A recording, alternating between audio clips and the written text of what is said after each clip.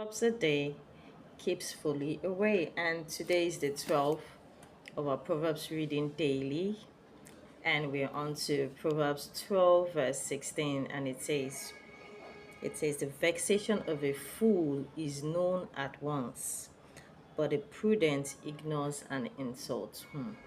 All right, it said the vexation of a fool is known immediately. Okay, but a prudent person ignores an insult. So, and we've seen this is a way of wisdom, and we've seen it in the lives of so many biblical examples in the Bible.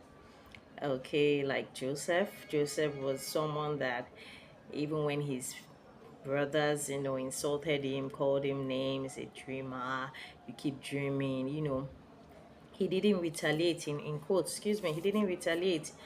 All right, because he walked in the way of the Lord. So he didn't show himself as foolish. Rather, it was his brothers that reviewed themselves as being foolish.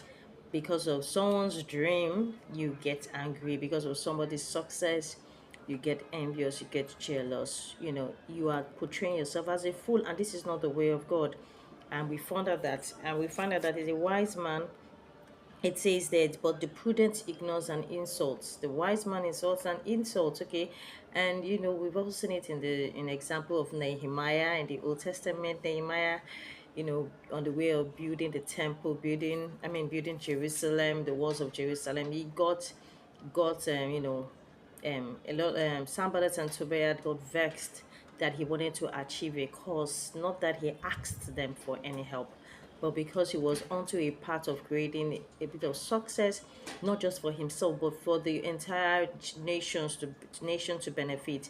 We found out that Sanballat and Tobiah got vexed to the point that they wanted to even, destroy his life and stop the work. So the Bible is saying that a prudent person, a wise person, ignore, okay, ignore an insult, but a fool makes his vexation known immediately. Okay, and when we got I always refer to the Bible, in the Bible time when David went around to